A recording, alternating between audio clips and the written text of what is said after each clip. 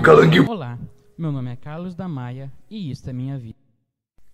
Meu pai Pedro e minha mãe Maria tiveram-me a mim e a minha irmã, e tudo estava bem até aparecer um príncipe napolitano. Começou por frequentar a nossa casa. Um dia, após um acidente de caça, ficou gravemente ferido. Minha mãe começou a tomar conta dele e desenvolver uma relação. Meu pai foi visitar meu avô e, ao retornar, encontrou apenas uma carta da minha mãe. Ela tinha fugido com o príncipe, levando a minha irmã. O meu pai refugiou-se em casa do meu avô e não lidou muito bem com isto, acabando por tirar a própria vida.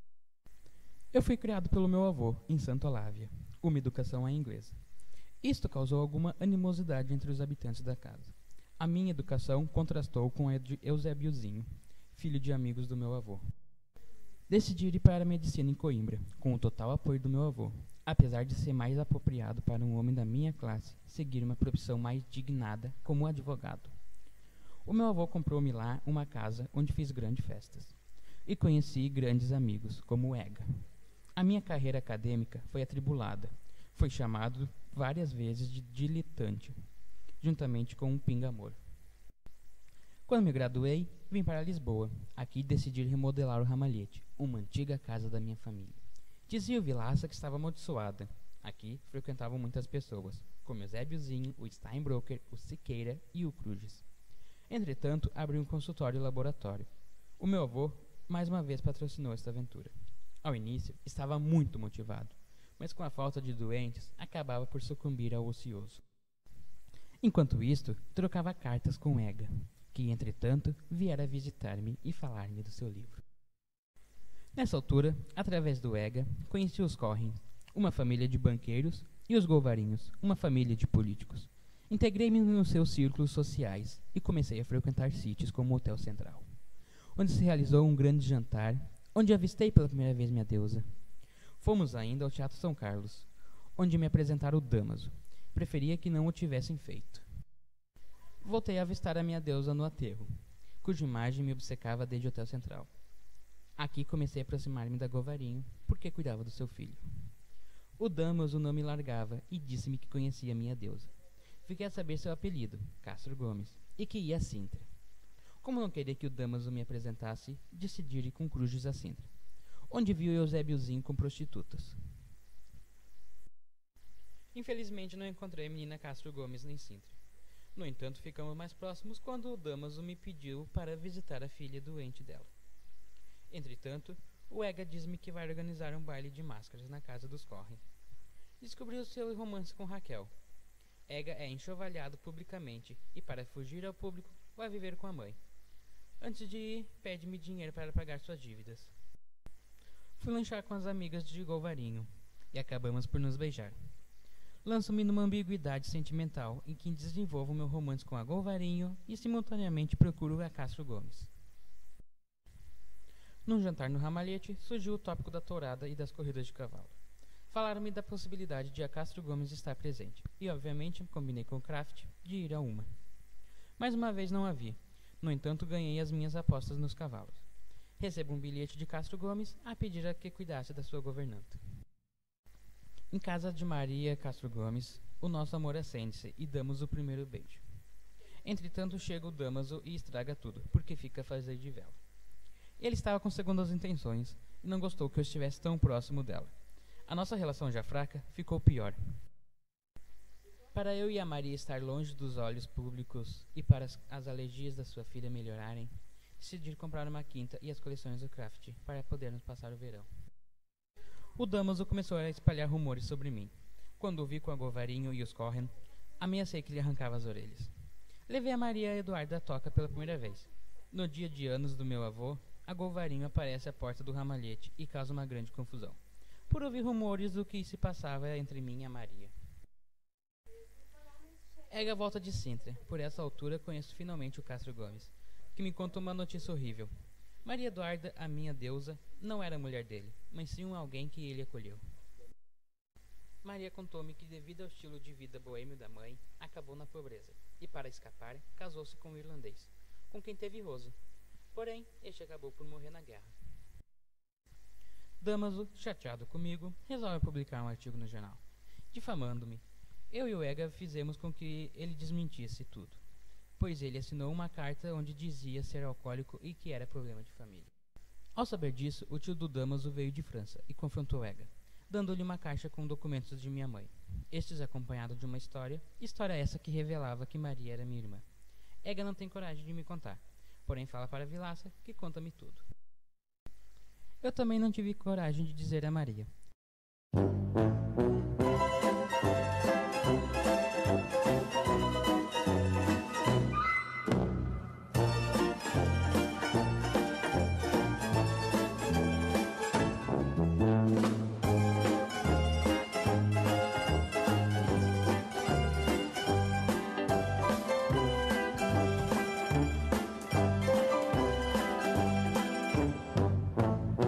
Confrontei o meu avô na esperança dele desmentir, mas tal não aconteceu.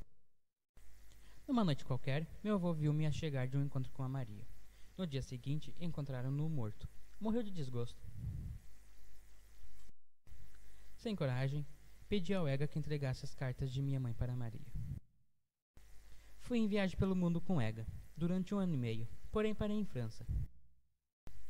Voltei após 10 anos para Lisboa, para matar saudades. E agora, Crónicas dos Costumes, com Marco Coelho, Miguel Silva e Tomás Costa. Um dos temas fundamentais nos maias é a educação. Nos maias podemos encontrar 2 modelos de educação. A educação tradicional, à portuguesa. Os representantes deste estilo de educação são o Pedro da Maia e o Zé Buizinho. Temos também a educação inglesa, e o representante desta é o Carlos da Maia. A educação à portuguesa defendia o primado da cartilha, a memorização de acontecimentos, a moral do catecismo e a ideia de punição associada ao pecado. Quantos são os inimigos da alma? E o pequeno mais dormente leia murmurando. 3. Mundo, diabo e carne. Negligenciava o contacto com a natureza, tinha medo do vento e das árvores, e o estudo do latim, considerado uma língua morta. Os Vascos ensinavam as declinações latinas. A educação inglesa defende uma mente sã em corpo são, a desenvoltura intelectual através do empirismo, ser bom por dever e não com medo de punição. Mas tudo isso que você lhe ensinaria que não se deve fazer, por ser um pecado que ofende a Deus, já ele sabe que não se deve praticar, porque é indigno de um cavalheiro e de um homem de bem. Aprender línguas vivas e o contacto com a natureza. Quem defende a educação inglesa é Afonso e o narrador. Quem desaprova é Vilaça, pai, Padre Vasques, agente da Casa dos Maias e agente Rezende. Os defensores de uma educação tradicional são o Vilaça, o pai, Padre Vasques, agente da Casa dos Maias e agente de Rezende. Quem desaprova, Afonso e o narrador. Ao longo da obra, as ações refletem o modo de agir das personagens. Em Pedro da Maia, educado à portuguesa, temos a superproteção materna, o refúgio no colo das criadas, a influência religiosa do Padre Vasques, o símbolo do espírito boêmio do romantismo, e sofre ainda com a morte da mãe e com a traição de Maria. Não encontrando uma solução para a vida, suicida-se. Em Eusébiozinho, também educado à portuguesa, vemos que ainda gatinhava e já gostava de folhear livros e permanecer imóvel. Quando crescido, permanecia inativo numa cadeira a desenhar letras, recitava versos sem qualquer expressividade. Teve um casamento infeliz e uma vida de corrupção, falha na vida. Por outro lado, temos a educação à inglesa, e o exemplo disto é Carlos da Maia. Tomava banho e água fria todas as manhãs, tinha uma dieta alimentar rigorosa, podia correr livremente, pular, cair e subir às árvores. O fracasso de Carlos, apesar da educação, remete-nos para um dos temas essenciais do livro, o realismo contra o naturalismo. O realismo foi um movimento artístico e literário que surgiu nos finais do século XIX em França, a reação e a oposição ao romantismo. Surgiu em Portugal com a chamada Questão de Coimbra, que durou de 1865 até 1867. As principais formas de expressão do realismo é o romance social, psicológico e de tese. O realismo começa por ser uma forma de lazer, mas rapidamente se torna uma forma de criticar a Igreja e a sociedade da altura.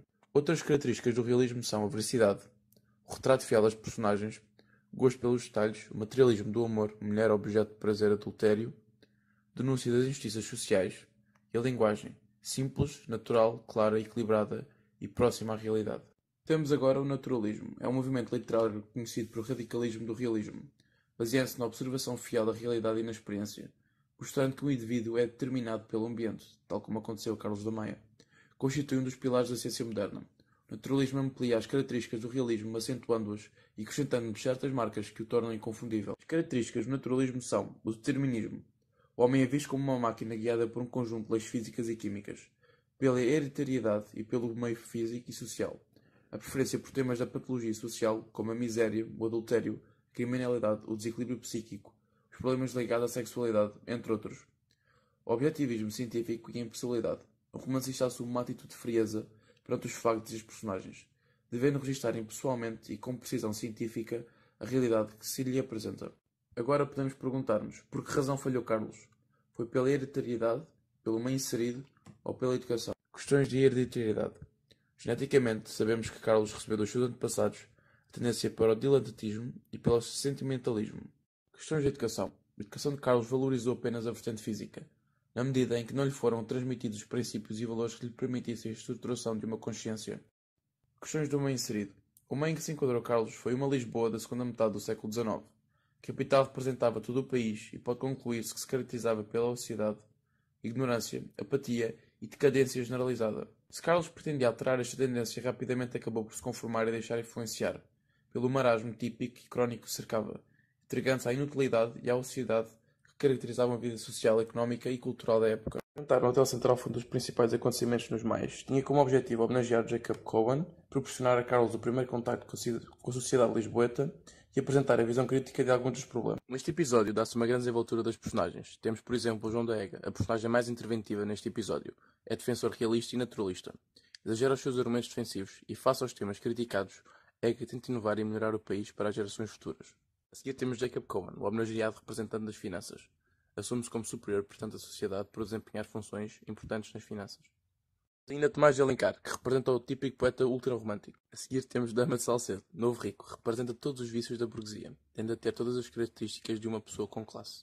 A seguida temos Kraft, não sendo este muito prominente no episódio. Enfim temos Carlos da Maia. Neste capítulo é apresentada a sociedade lisboeta pela primeira vez e por isso abstém-se de comentar em alguns dos assuntos. Define-se ainda como realista moderado, defendendo ainda assim algumas ideias românticas. Ao longo do jantar são abordados diversos temas: a literatura e a crítica literária, as finanças e a história política. Em relação à literatura, João da Ega, representante da geração de 70, defende o naturalismo e o realismo. Já Tomás de Alencar defende o ultrarromantismo, sendo representante do povo português. Face às finanças é debatida a bancarrota, assunto polémico, pois critica de forma irónica o país. Então, Cohen, diga-nos você, conte-nos cá, o empréstimo faz ou não se faz? Bom, eu vou falar sobre a corrida de cavalos. Este episódio serve 4 objetivos. O de contactar Carlos novamente com a alta sociedade lisboeta, o de criticar o Eusébio, peço desculpa, o rei, e a monarquia, peço desculpa, é que rei para mim só há um. Expor a tentativa dos portugueses de tentarem imitar as grandes capitais europeias, em Lisboa, sobretudo Paris, e criticar o cosmopolitismo, peço desculpa, engano-me sempre, prestígio da nossa sociedade. Para compreendermos a dimensão crítica deste episódio, é importante caracterizarmos o ambiente em torno das corridas. Começando pelo Largo de Belém, sente-se monotonia, tristeza, as pessoas trazem trajes demasiado formais, vêm demasiado bem vestidas, e a multidão não sente grande entusiasmo pelo fenómeno desportivo em causa, notando, com estes fatores todos, algum provincianismo por parte da nossa população. Prosseguimos para a entrada do hipódromo. Ela é descrita como uma abertura escalavrada no muro de Quintarola, e é lá que vemos os primeiros sinais de desordem. Vemos engarrafamento, insultos, e a polícia é chamada a intervir de maneira muito deselegante. Tudo isto transparece a falta de organização, a falta de educação e o provincianismo do povo português. Quanto à descrição do hipódromo, esta também é relevante para a caracterização do povo português. A gente lá dentro senta-se apinhada, sem saber ocupar os seus lugares. As condições das tribunas é precária. As tribunas públicas têm o feitio de traves mal pregadas. Assim um bocado tipo bancada do Estoril contra o Porto, só que não há super dragões a invadirem o campo. Critica-se assim a improvisação, o remendo apressado e a iniciativa portuguesa sem brio e sem rigor. É ainda importante observar o comportamento das pessoas durante as corridas. Elas fumam e falam baixo, o que revela uma certa falta de vontade que é antinatural para este tipo de eventos. Ainda por cima estão na pasmaceira, o que não revela espírito esportivo, ou pelo menos o espírito necessário às corridas. A chegada do rei é saudada com o hino da carta. Este hino simboliza o provincianismo e o ridículo do português. Na verdade, somos todos uns grandes bimbos. Passemos assim às corridas propriamente ditas. Na primeira corrida, o público mostra-se desinteressado, sendo que os homens estão de costas voltadas para a pista, a fumar e a contemplar as mulheres. Bem, nesta última não os posso censurar. Mostram ainda provincianismo bacoco, que ficam parados e embasbacados a olhar para Clifford. A falta de autoridade do rei é também notada, cuja proximidade não impede a desordem. Quebra-se assim o verniz da civilização e de requinte social que a sociedade pretendia ostentar com as corridas, deixando-se emergir o provincianismo. O ambiente cosmopolita das corridas mostra-se assim inadequado para a vivência social portuguesa. É ainda apresentado um acentuado contraste entre o que queremos parecer ser e o que realmente somos. Queremos parecer civilizados e cosmopolitas, mas na verdade somos provincianos e salões, mal educados e que não sabem estar. De seguida vem a segunda corrida, que é a do Grande Prémio Nacional. Finalmente as coisas animam e começam as apostas. O favorito do público é o Rabino, todos querem tirar o seu bilhete. Carlos, no entanto, contrariando o público, decide apostar em Vladimir, apesar deste potro ir no último lugar. Todos os outros decidem apostar contra Carlos e procuram aproveitar-se daquela fantasia de homem rico. Contra todas as expectativas, Vladimir vence e é finalizada a corrida. Quando esta corrida acaba, o tepor volta a instalar-se enquanto as pessoas se dispersam. Com esta segunda corrida, essa pretende criticar o oportunismo daqueles que se aproveitaram do facto de Carlos ter apostado no cavalo menos favorito. Critica ainda o desejo do português ser o primeiro em tudo. Por último, critica o não saber perder, que está patente na reação das personagens quando o cavalo em que apostaram perdeu. Para além disto, quando esta corrida finaliza, todo o interesse é perdido no evento, quebrando-se o interesse forçado que a população tinha nele, vincando-se o caráter saloio e rústico do povo português. Resumindo, neste episódio, o narrador critica e caricatura uma sociedade que aplaude a organização das corridas na ânsia de imitar o que melhor há no estrangeiro. Porém, como em Portugal não havia tradição nem o hábito de realizar tais eventos, em vez de um grande acontecimento mundano, assistimos a um grande fiasco, a mais uma manifestação do gosto pela aparência e pelo postiço, em detrimento daquilo que seja autêntico e genuinamente português. Os alvos de essa são, basicamente, dois: a monarquia, pela falta de autoridade que o rei demonstra, e a alta sociedade lisboeta, caracterizada pela sua incivilização, a grosseria, o desinteresse e o caráter mimético, tipo macaquinhos de imitação. E acima de tudo, é criticado o provincianismo. A organização das corridas, que se pretendia emprestar-lhes um toque de civilização, acaba por pôr a nu tudo o que há de postiço e reles na alta sociedade portuguesa. Falemos agora dos episódios que remetem para a imprensa, os dos jornais A Corneta do Diabo e A Tarde.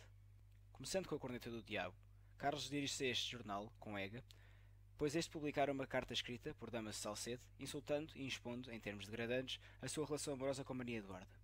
Palma Cavalão, o editor do jornal, revela o nome do autor da carta e mostra aos dois amigos o original, escrito pela letra de Damaso Salcedo, a troco de 100 mil reis.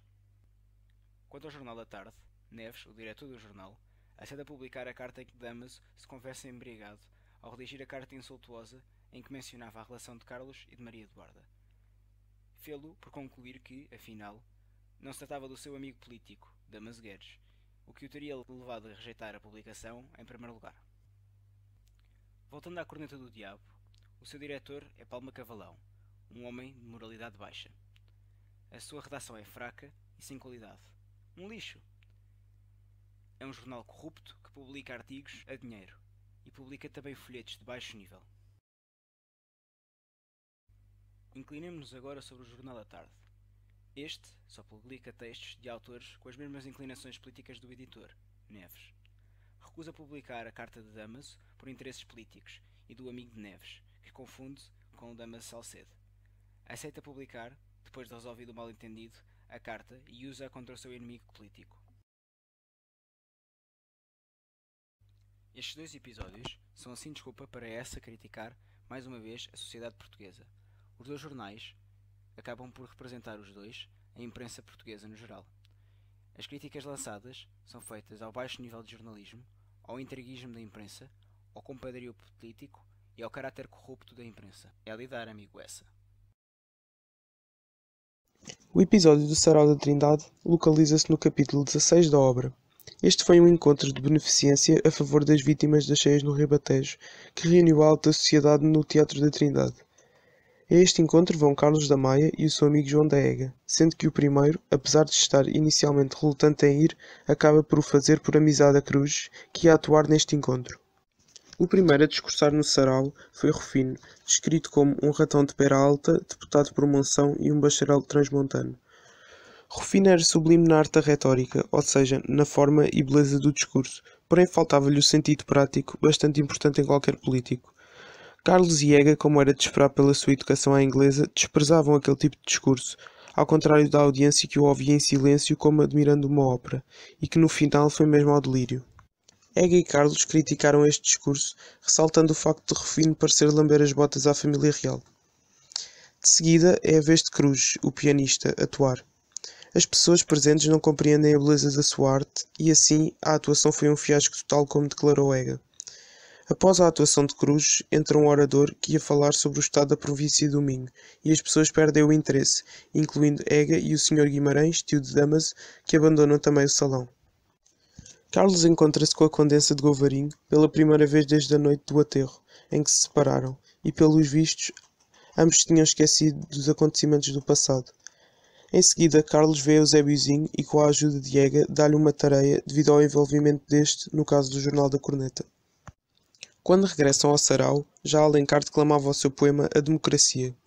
O público começou mudo e desconfiado enquanto Alencar falava da fome da época, sendo que de seguida falou de política, realçando a República. O público acaba então por se render ao talento de Alencar e aplaude por fim os seus versos. Do episódio do Sarau da Trindade é importante realçar as características da alta sociedade portuguesa do século XIX que o autor mais evidencia. Em primeiro lugar, a ignorância, que se reflete no facto do público que assiste ao sarau mostrar o maior agrado quanto à forma do discurso e não quanto ao seu conteúdo, como no caso do orador Rufino. Isto ocorre pois a alta sociedade portuguesa foi educada de uma forma assente na teoria, enquanto que, por exemplo, Carlos da Maia e Ega foram educados à inglesa, ou seja, segundo uma forma de educação marcada por um maior sentido prático. O contraste entre estas duas formas de educação está bem presente neste episódio, sendo um dos temas centrais da obra. É precisamente da educação que provêm as características presentes na audiência do sarau, que funciona, assim, como um reflexo da maioria da alta sociedade portuguesa desta época. Da obra Os Maias é importante também ressaltar os elementos trágicos que o autor conjugou, de forma a dar à história o final pretendido, semelhante ao das tragédias clássicas. Nestas, existem 3 condições que devem ser cumpridas. Em primeiro lugar, possuírem personagens como heróis, reis ou deuses. Devem também utilizar uma linguagem elevada e digna e, por último, ter um final triste com a destruição ou a loucura de um ou vários personagens que tentaram, em vão, contrariar as forças do destino. Um dos elementos trágicos é o presságio. O presságio consiste em todo o tipo de afirmações ou acontecimentos que fazem, neste caso os leitores, preverem um qualquer tipo de acontecimento futuro. Desta forma, as várias ações das personagens permitem pressentir que algo se aproxima. Como exemplo de presságio, temos o facto de Vilaça se referir ao ramalhete como algo que foi sempre fatal para a família Maia, sendo que, com o decorrer da história, isto se vem de facto a verificar. Temos ainda o sofrimento ou pathos, que é causado pelo reconhecimento e descoberta por parte das personagens do destino que lhes espera. O reconhecimento deste destino, ou anagnórice, inicia-se quando Carlos percebe que é irmão de Maria Eduarda, confirmando-se assim o presságio. Por último, temos a catástrofe, que consiste no fim trágico das personagens, como podemos ver no suicídio de Pedro, na morte de Afonso e na separação de Pedro e Maria, por exemplo.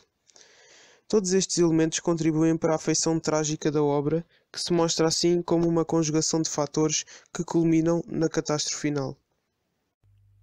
Bem, turminha, chegamos agora aqui ao fim do vídeo. Espero que tenham gostado, desfrutado, aprendido, que é para isso que fizemos isto. Mas fizemos isto também porque, pá, realmente gostamos muito de vocês. São uma turma fantástica e somos muito próximos, vocês são-nos muito próximos, do fundo do coração. Epá, o trabalho foi realizado por quem vocês sabem, aqui o Nicolas Weber, o menino do Brasil, Marco Coelho, uma grande máquina, melhor que todos, Sálvio, a.k.a. Miguel Silva e pronto, eu o editor. Epá, editor esse, de nome Tomás Costa, de facto. Não sei se vocês sentiram aqui estas coisas bué fixe de edição e mudanças de áudio e tal. Tipo quando a minha voz muda de entoação. Mas bem, acabamos por dizer um obrigado a todos os colaboradores para este vídeo. Pandão, Luís Filipe Vieira e obviamente o grande Eusébio. Um abraço a todos e espero que usem este vídeo para o vosso estudo futuro. PS, setora, por favor, dê-nos uma nota de jeito.